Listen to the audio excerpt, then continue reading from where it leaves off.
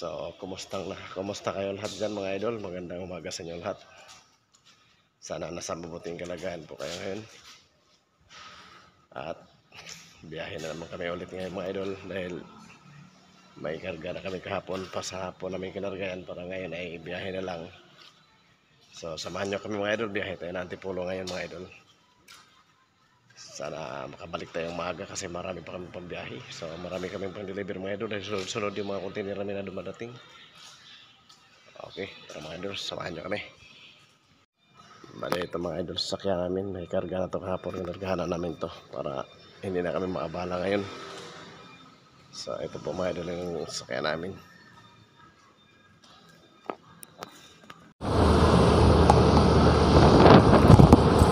Mga idol, sa biyahe na po tayo. So biyahe po tayo ngayon Antipolo.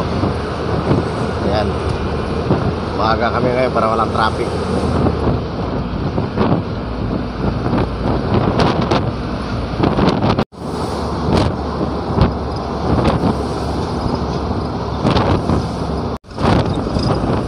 Ayan, maliwanag na.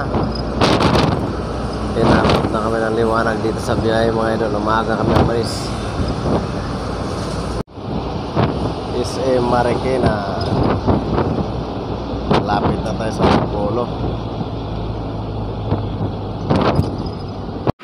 Ayun mga idol, nandito na kami sa pag-deliver namin. Yun, dito kami mag-deliver mga idol.